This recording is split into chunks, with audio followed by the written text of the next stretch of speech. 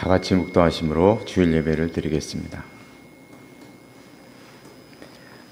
주의 성도들아 여호와를 찬송하며 그의 거룩함을 기억하며 감사하라. 그의 노여움은 잠깐이요 그의 은총은 평생이로다. 저녁에는 울음이 깃들일지라도 아침에는 기쁨이 오리로다. 아멘.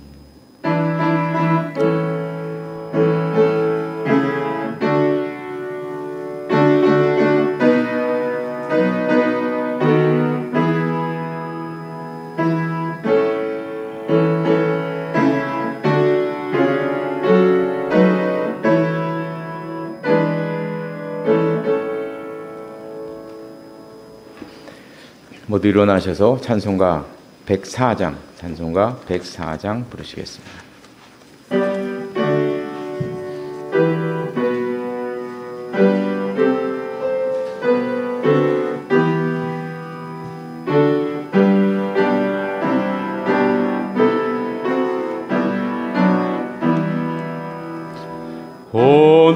오도소서 임마누엘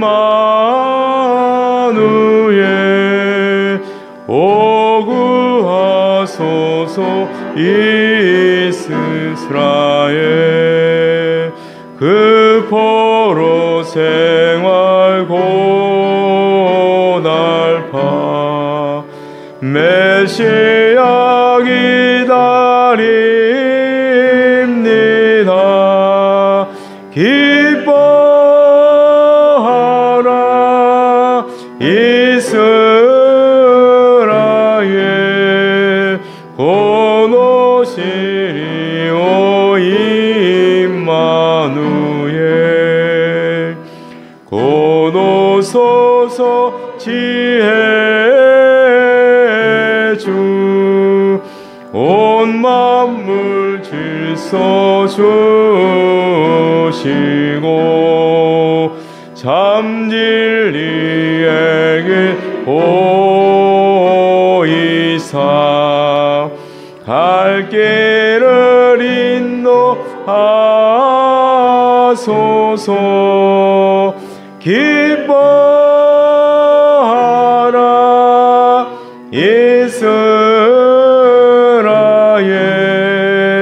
곧 오시리오 임마누엘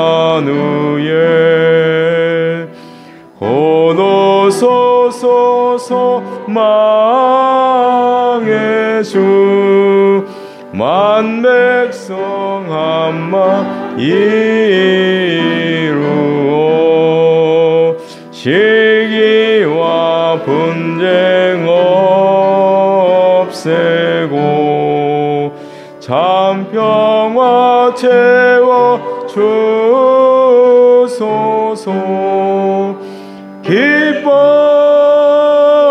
기뻐하라 이스라엘 곧 오시리오 임마누엘. 아멘.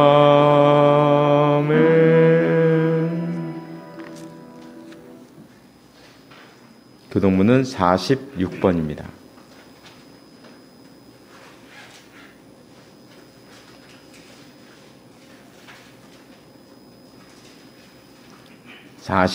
시편 104편 말씀입니다. 내 영혼아 여호와를 송축하라. 여호와 나의 하나님이여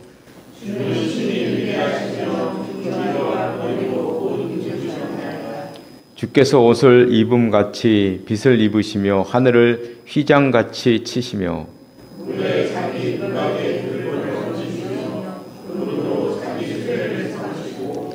바람 날개로 다니시며 바람을 자기 사신으로 삼으시고 불꽃으로 자기 사역자를 삼으시며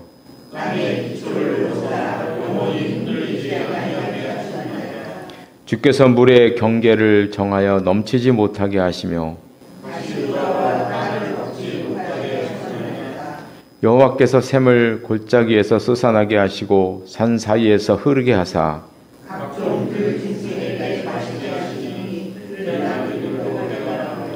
공중의 새들도 그 가에서 깃들이며 그가 그의 누각에서부터 산에 물을 부어 주시니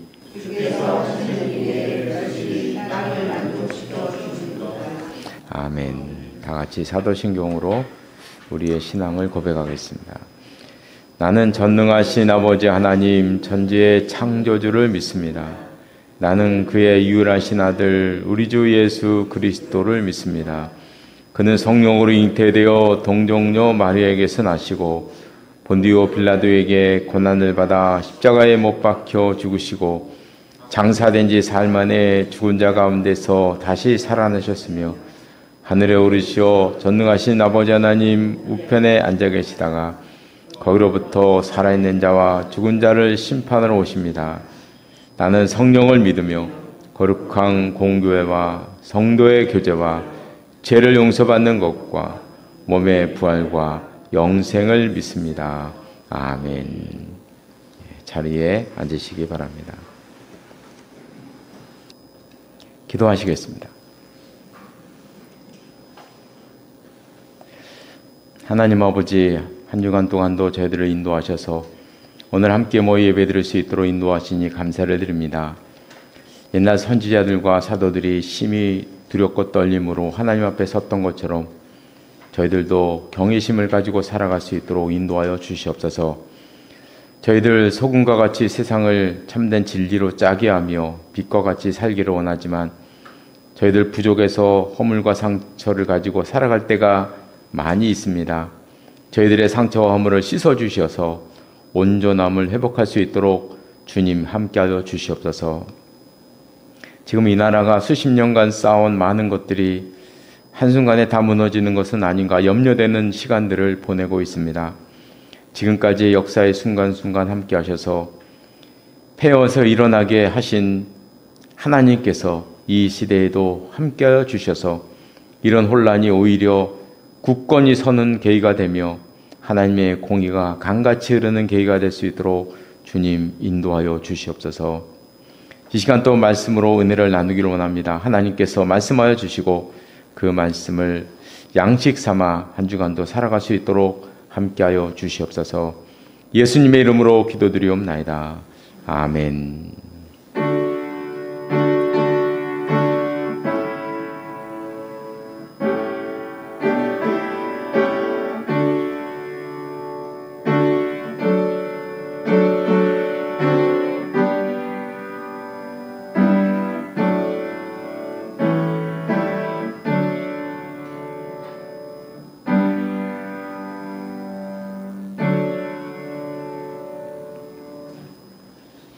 오늘 주시는 하나님의 말씀은 신약성경 에베소서 3장 말씀입니다. 에베소서 3장 311쪽에 있습니다. 3장 1절로 13절 말씀까지 1절로 13절 말씀까지 한 절씩 교독하시겠습니다. 제가 먼저 3장 1절 말씀을 읽겠습니다. 이러므로 그리스도 예수의 일로 너희 이방인을 위하여 갇힌 자 된 나 바울이 말하거니와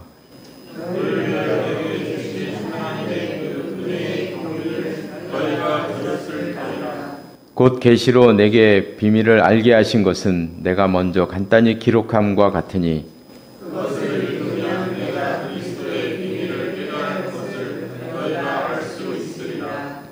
이제 그의 거룩한 사도들과 선지자들에게 성령으로 나타내신 것 같이 다른 세대에서는 사람의 아들들에게 알리지 아니하셨으니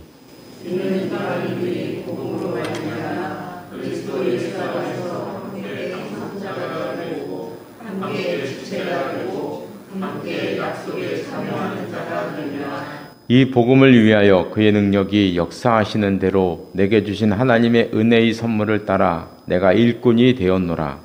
모든 성도 중에 지극히 작은 자보다 더 작은 아이에게 이 일을 주신 것은 신령하신 우리 그리스도의 풍성을 나에게 전하게 하시고 영원부터 만물을 창조하신 하나님 속에 감추어졌던 비밀의 경륜이 어떠한 것을 드러내게 하려 하심이라. 이는 이제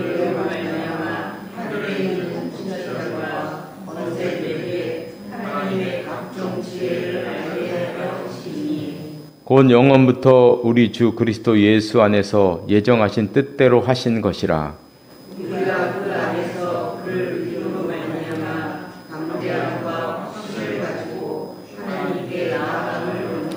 함께 보겠습니다. 그러므로 너희에게 구하노니 너희를 위한 나의 여러 환난에 대하여 낙심하지 말라. 이는 너희의 영광이니라. 아멘. 이 말씀이 하나님의 은혜가 함께 하시기를 바랍니다. 찬송가 285장, 찬송가 285장 부르시겠습니다.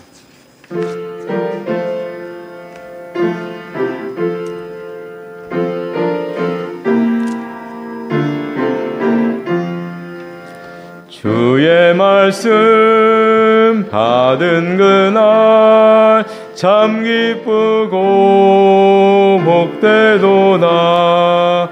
이 기쁜 마음 못 이겨서 온 세상에 전하노라. 기쁜 날 주 나의 죄 다시 쓴 날 늘 깨어서 기도하고 늘 기쁘게 살아가리. 기쁜 날 주 나의 죄 다시 쓴 날 이 좋은 날 내 천한 몸 새 사람이 되었으니 이 몸과 마음 다 맞춰서 영광의 주를 섬기리. 기쁜 날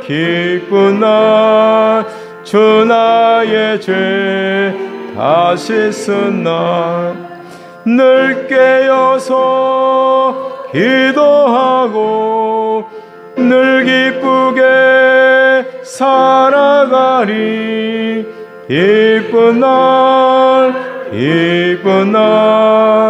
주 나의 죄 다시 쓴 날 새 사람 된 그날부터 평안한 마음 늘 있어서 이 복된 말 전하느니 나의 본분 삼았도다.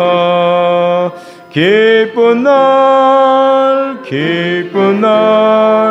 주 나의 죄 다시 쓴 날 늘 깨어서 기도하고 늘 기쁘게 살아가리. 기쁜 날 주 나의 죄 다시 쓴 날.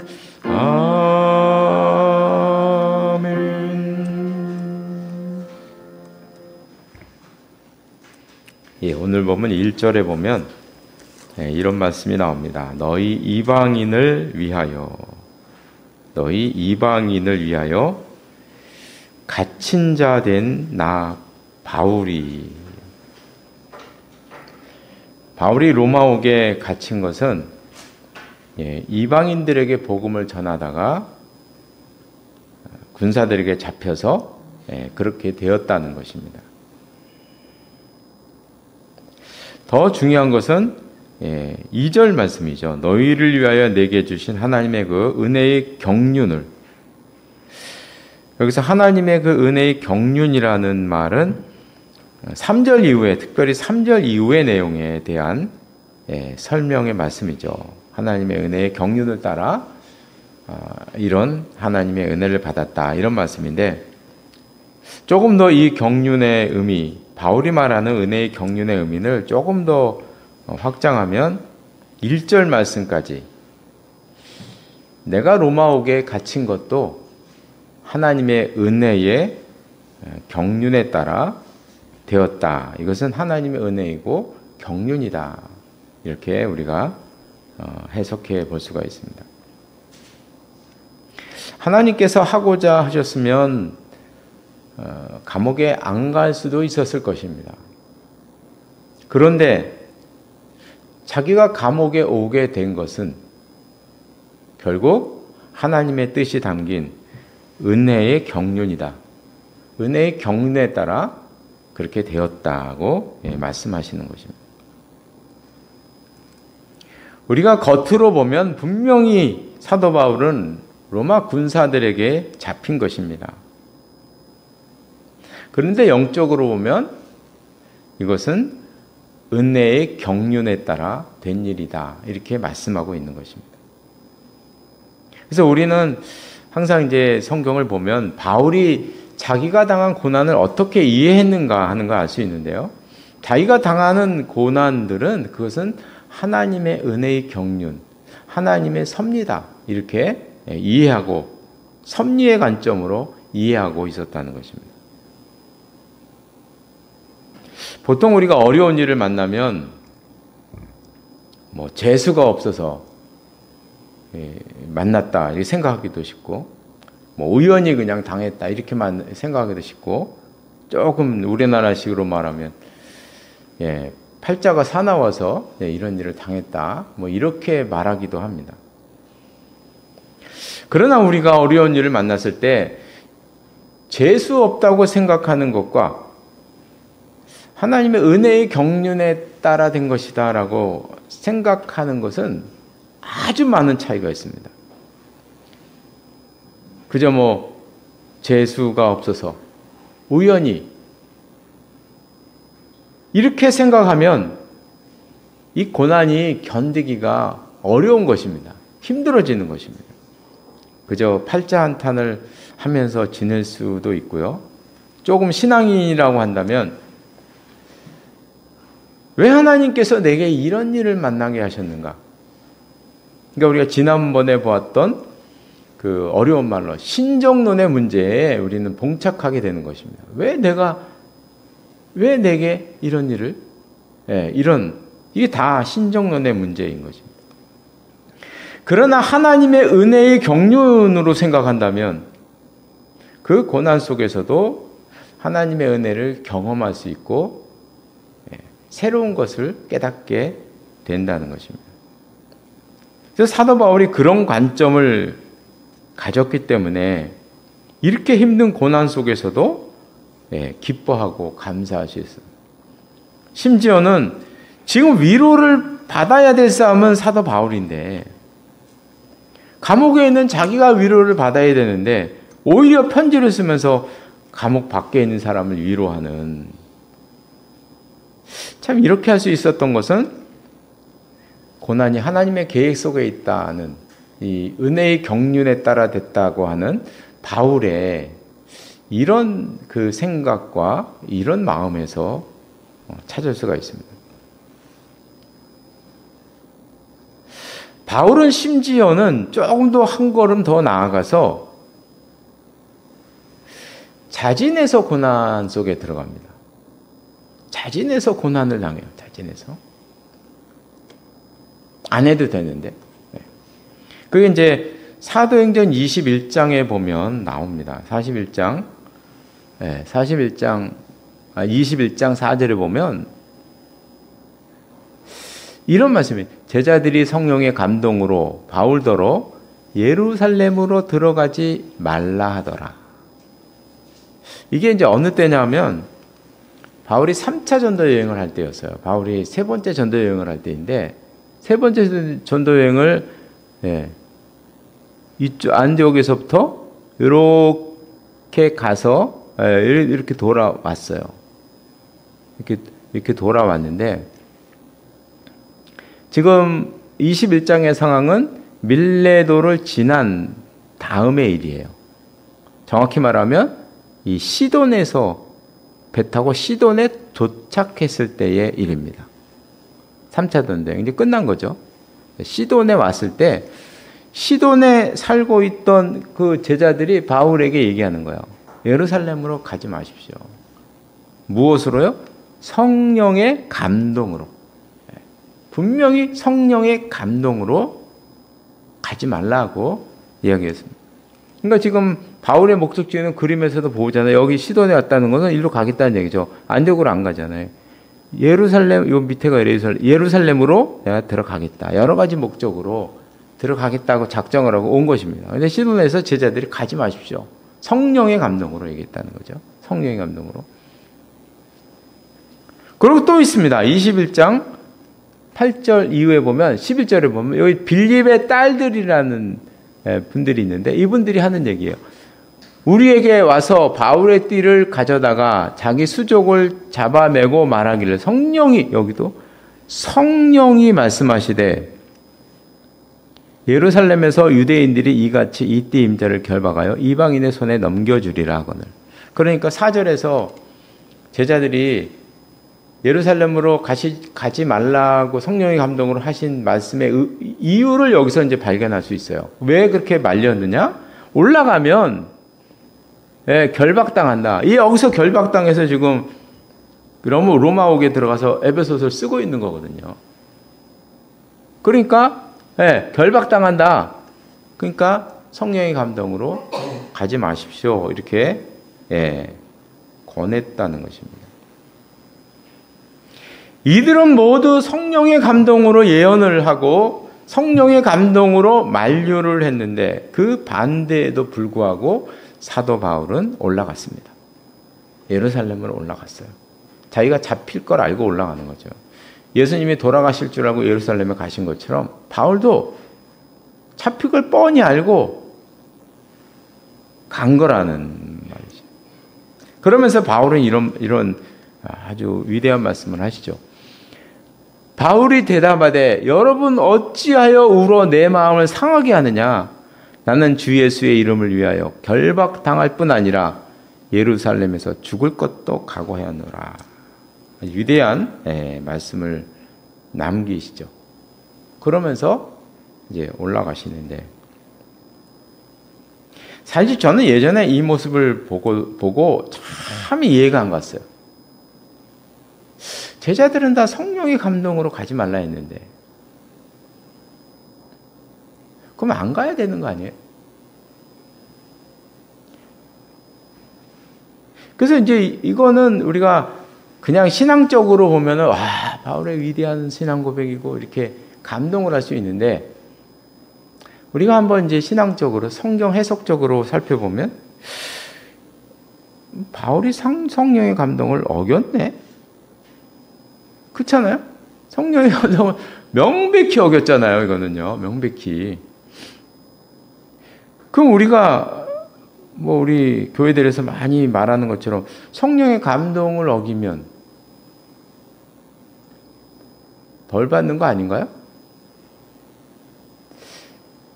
성령의 감동을 어겼고 그러면은 명백히 성경에 나오잖아요. 그죠? 네. 이거 뭡니까 이게? 잘못된 거 아닌가요? 이런 이제 저는 그 생각을 오래 했었어요. 이 행동을 내가 어떻게 받아들여야 돼? 그냥 저는 너무 이해가 안 갔어요. 바울은 목숨을 걸었지만 성령의 감동을 어겼다. 그래서 이거 갖고 저도 고민을 하고 생각하고 이제 이렇게 봤는데요. 굳이 해석하자면 우리가 이제 이 말씀을 굳이 해석을 해보는 거예요. 해석을 해보는데 이건 제가 어디 보고 한 게 아니고 제가 해석을 한 겁니다. 한번 말씀을 볼까요? 성령의 감동으로 바울더러 예루살렘으로 가지 말라 했다. 여기서 성령이 말씀하시기를 결박당하다 했다. 그래서 이 말씀을 우리가 한번 위에 거랑 좀 비교해 보면 성령의 감동은 예루살렘에 가면 결박당한다는 것입니다. 여기까지입니다. 이게 성령의 감동이에요. 그렇죠? 우리가 한번 뜯어보면 성령의 감동은 예루살렘에 가면 바울이 어려움이 있을 것이다. 어려움을 당할 것이다. 가지 말라는 얘기는 그 감동을 받고 제자들이 만류한 거죠.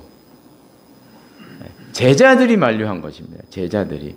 바울을 걱정해서 제자들이 만류한 이야기라는 것입니다. 그러니까 성령의 감동은 가지 말라 가라 이게 아니에요. 성령의 감동은 바울대로 가라 가지 말라는 얘기는 아니고 가면 결박당한다. 어려움이 있다. 여기까지고 그 다음에 가라 가지 말라고 하는 그 해석이라고 적용은 그거는 제자들이 한 것이죠.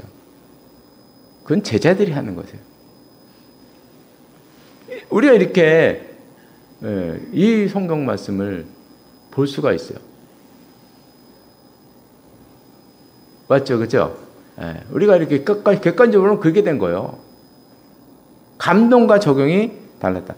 알고 보면 사도 바울도 같은 감동을 받아요. 이건 21장의 얘기잖아요. 그죠? 21장의 얘기예요, 다. 근데 20장 23절에 벌써 바울이 이렇게 얘기했어요. 오직 성령이 각 성에서 내게 증언하여 결박과 환난이 나를 기다린다 하시나. 벌써 바울은요. 바울이 모를 리가 없죠. 다른 형제들이 하는데 바울이 모를 리가 있겠습니까? 바울은 다 아는 거죠. 벌써 오래전부터 요번에 예루살렘 분위기가 심상치 않다는 것은 다 알고 있었던 것이에요.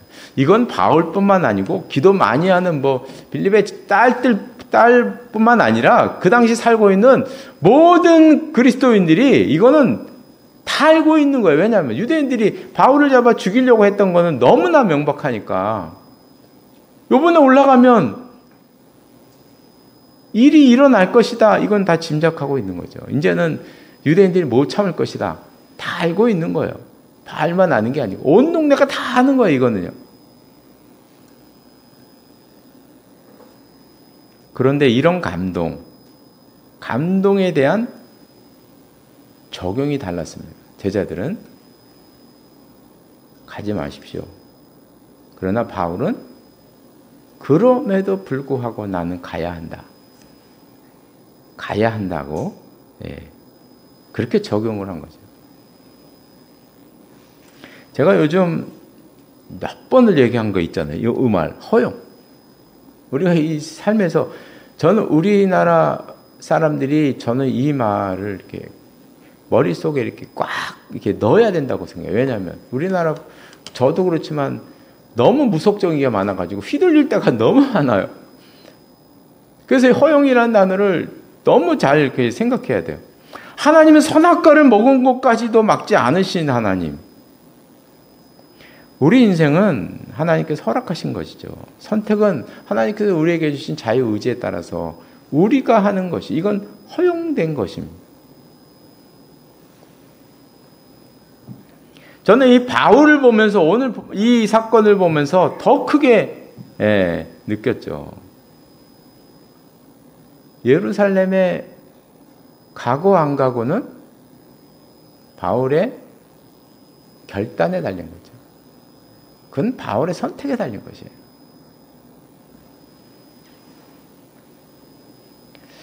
그래서 항상 우리는 우리 인생을 살면서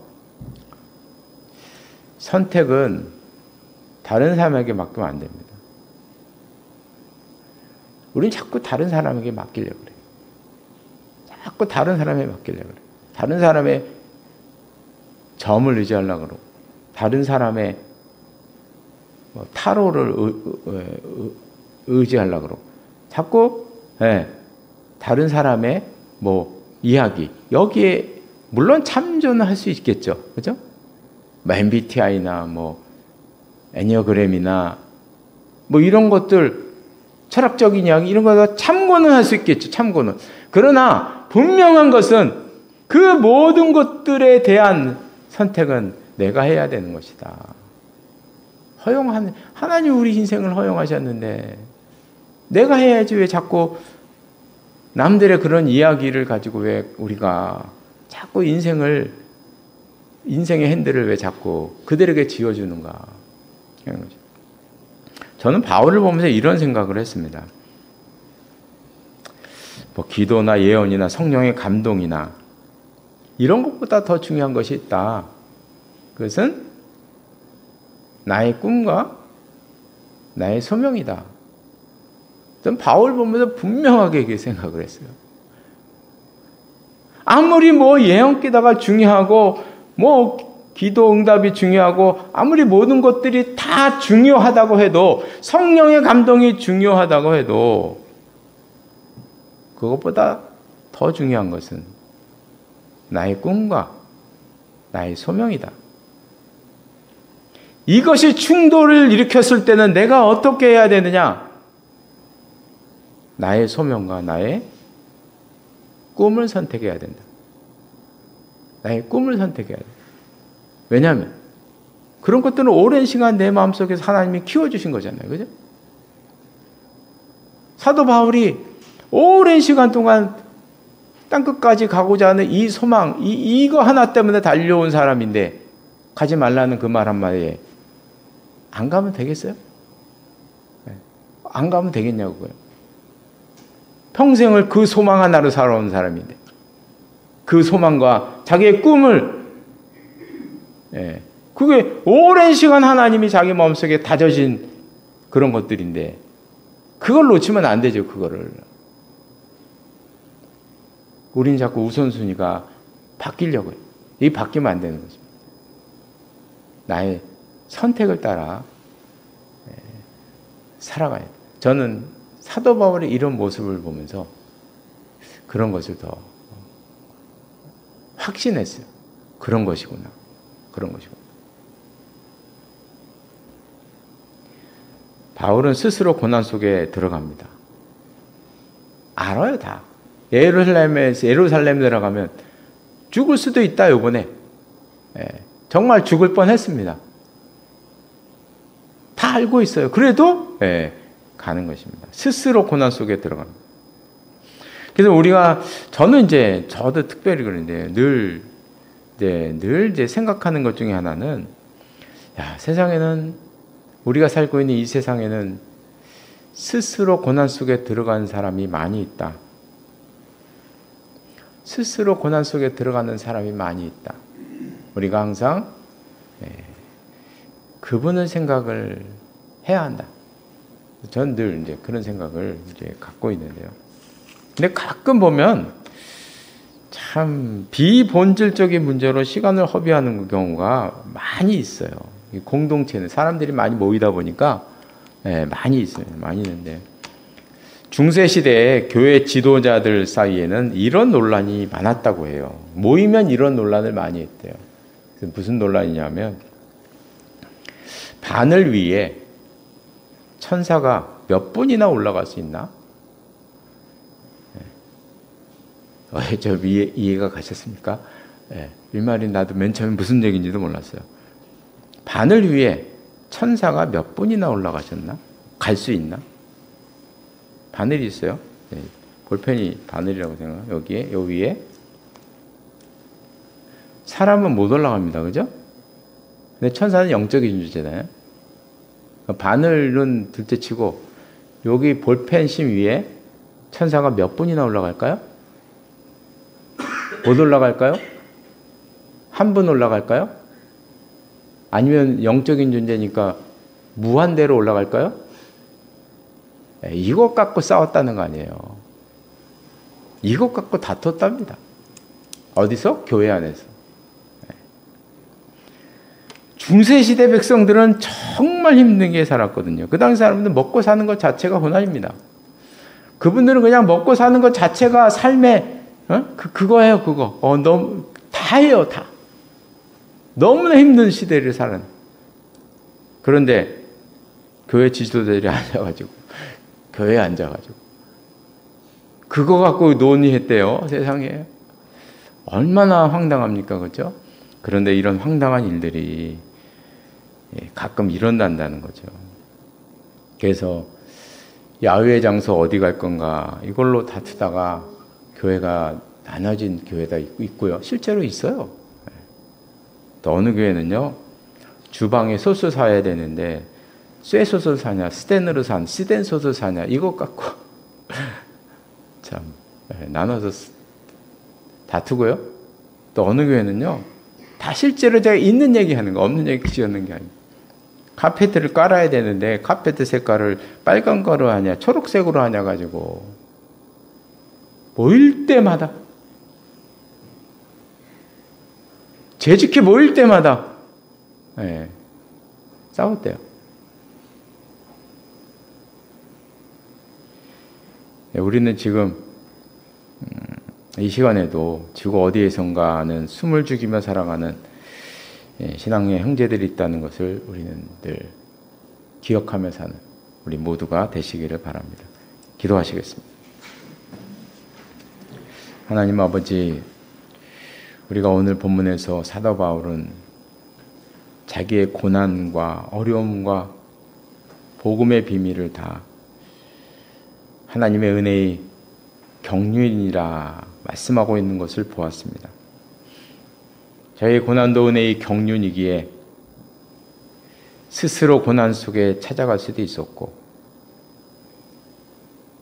감옥에 있는 바울이 감옥 밖에 있는 사람들을 위로할 수도 있었던 그런 장면을 저희들이 보았습니다.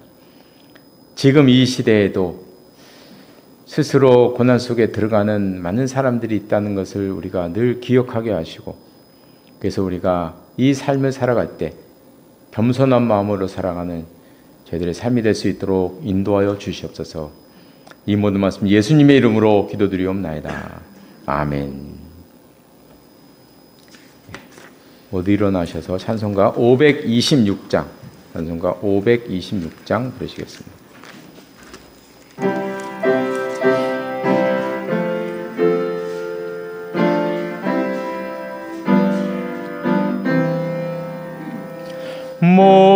목마른 자들아 다 이리 오라.